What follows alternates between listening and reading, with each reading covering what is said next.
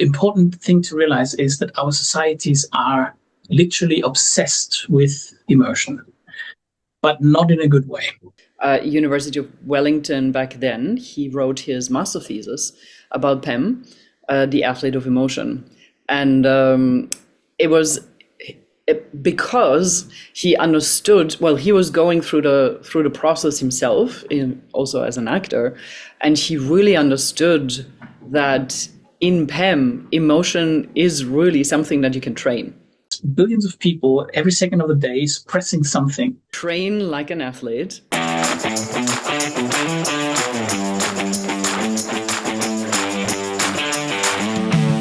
Welcome back to Flavor, part of dailyovation.com.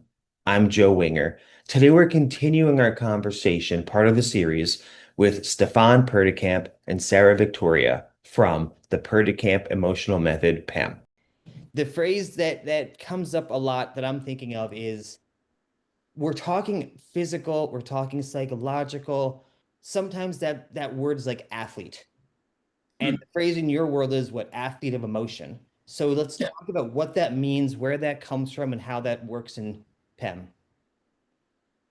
Right. So I would like to go a little bit in the theory first, if that's acceptable, to explain why we can be athletes of emotion.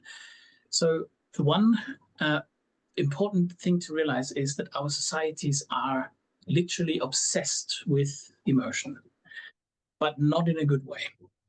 We think that emotions are dangerous, that they're exposing ourselves, that they are anti-intelligence, that they betray our true motivations, that they make us act rash. So we train kids from a very early age on to suppress their impulses. And most people that I know, they keep suppressing this. So on an almost secondary level, we do not do what the subconscious wants us to do or suggests to do. And when you calculate that to the number of people, it's billions of people every second of the day suppressing something that in most cases would be probably just healthy or just funny or just ridiculous to express. So it's not like everybody is a mass murderer, right?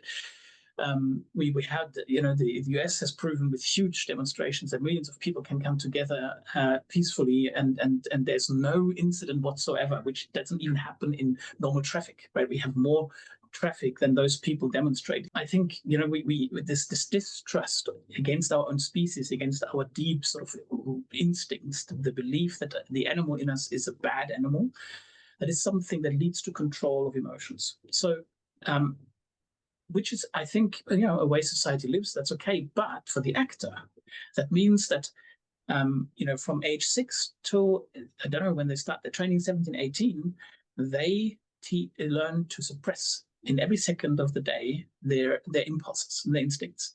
And then the acting teacher comes around and says, okay, now show me your murderous, attitude. And the system, no way, what's going to happen, bad grades, parents bad, angry. So there's a lot of fear about this. And then, we curse people or convince them, or their artistry pushes them over that suppression, but not necessarily by letting go of that suppression. And that can create a very delicious, from the artistic point of view, very delicious mix of a torn character that on one hand fights for control, and on the other, their passion makes them go beyond that control and their brain. It is not acted, it is personally lived.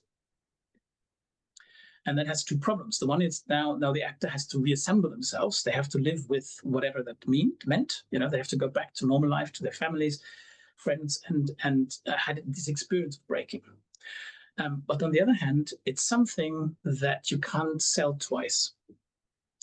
Yeah, the hard part of our profession is, the better the performance, the more sure you can be that you can't sell that thing again. Yeah, imagine a cook. A cook is in the opposite position. If a cook, creates a perfect meal and could recreate it, he had something to earn money for the rest of his life. Right? The same brilliant, whatever it is, put it out, people will come talk about it, they want to have the same meal and see it again. With an actor, if you play how you finally got over your fear and started screaming and attacking the enemy, once I've seen that scene, I can't put that in another movie because people just say, oh, that's just like that other movie, right? Which diminishes the value, right? And so every actor has a limited, if I go this personal way, it has a limited resource of moments they can produce from their personal restrictions, breaking out of them, using them, battling against them, that the audience is interested in seeing. We expect a star to more or less be the same all the time. That's why we can produce serials of certain movies, and the same rescue happens like every 3 years. The same hero says the same line, says the same look, is cool, because we want to see that again, actually. But that's only the star, right? Every other actor cannot sell too often the same thing without a cool down. So what we offer in training is that we slowly work off the repression of emotion. We give the actor access to their full repertoire of emotions. The athlete of emotion, the term actually comes from a acting teacher of the University of Wellington back then. He wrote his master thesis about PEM, the athlete of emotion, and it was because he understood, well, he was going through the process himself, also as an actor, and he really understood that in PEM, emotion is really something that you can train, right? That you can train like an athlete, and that there is sustainability and repeatability, and that you can, go home after emotional acting training, and then you can take care of your kids and don't have to take care of your feelings. We usually also refer to, I compare it to dancers or musicians and their scales, right? It's really something, that we usually have in voice, in speech, even in movement. We know how to do like warm-up exercises and all these kind of things, and then when it comes to emotion, there's this gap, there's this like hit and miss, and sometimes there and sometimes not, and some people say don't play the emotion, but at the same time we want emotional performances, and so it's this big question mark.